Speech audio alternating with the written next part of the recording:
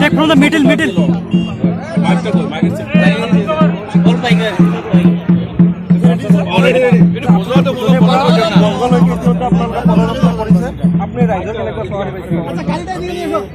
সকলো ঠাইতে ৰাইজৰ পাইছোঁ আমি শদিয়াৰ পৰা আহি আছোঁ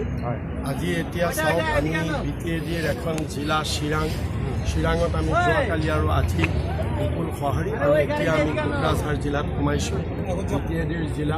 য'ত বিজেপি চৰকাৰে কৈছে যে BTADৰ মানুহৰ কাৰণে চিন্তা নাই তাত কা প্ৰয়োগ নহয় বুলি কৈ এটা মিছা কথা কৈ ৰাইজক বিপথে পৰিচালিত কৰিছে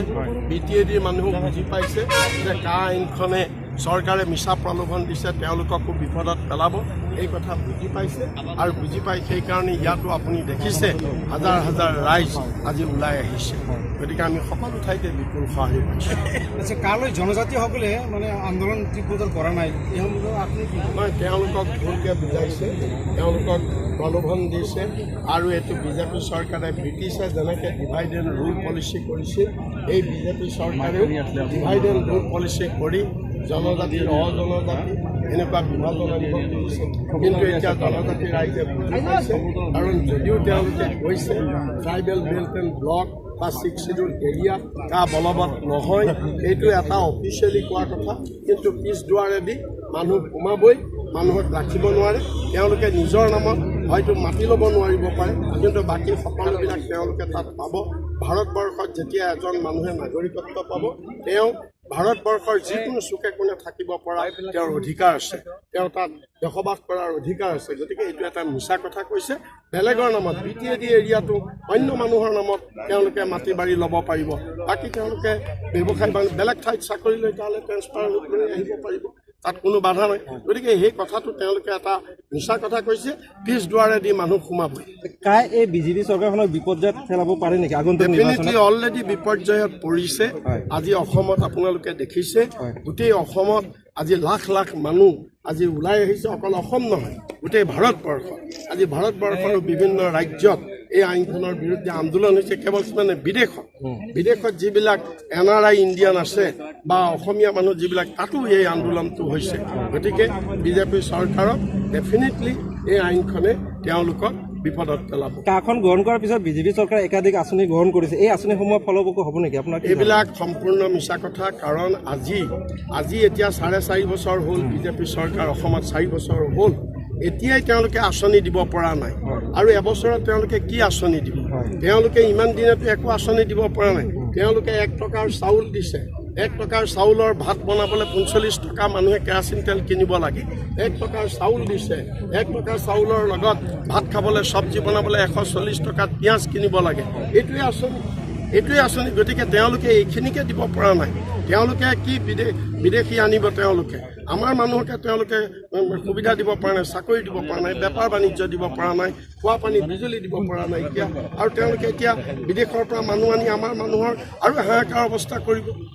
কাখনে কি অসমৰ যি বৰ্তমান যি উন্নয়নত স্থবিৰ কৰিছে নেকি আপুনি ডেফিনেটলি কৰিব কাৰণ আজি যিমানখিনি মানুহ আছে অসমত এই মানুহকে আমাক নোজোৰে আমাৰ ইয়াত চাকৰি বাকৰি নাই ব্যৱসায় নাই বানপানীয়ে মাটি লৈ গৈছে গৰাখহনীয়াই লৈ গৈছে ইয়াত যি মানুহ আছোঁ আমি এই মানুহকে অসমৰ সম্পদে নোজোৰে ইয়াৰ পৰা যেতিয়া আপুনি বাহিৰৰ পৰা মানুহ আনি ইয়াত বহুৱাই দিব অট'মেটিকেলি আমাৰ মানুহৰ বিপদ হ'ব হয় এটা কথা যে অহা 10 ফেব্ৰুৱাৰীত অসমৰ 8খনকৈ টোল গেট স্থাপন কৰা হ'ব আপোনালোকে কি কয় যে বিজেপিয়ে টোল গেট উঠাই দিয়াৰ পিছত আকৌ স্থাপন কৰা কিয় পৰিকল্পনা তেওঁলোকৰ স্বৰূপ ওলাই পৰিছে বিজেপিয়ে তেওঁলোকে এটা সময়ত সিন্ডিকেটৰ কথা কৈছিলে টোল গেটৰ কথা কৈছিলে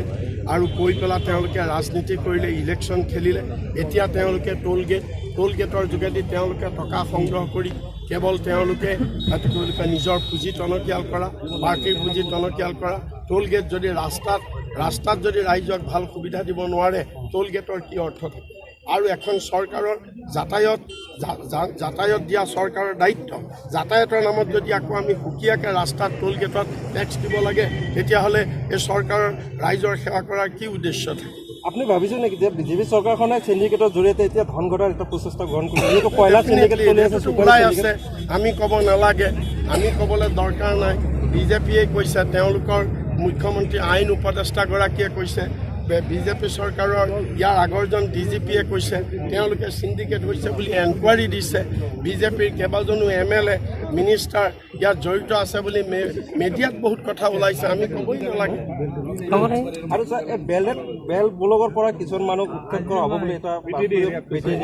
সেইটো কি ক'ব আপুনি সেইটো কোনক যদি BTAD এৰিয়াত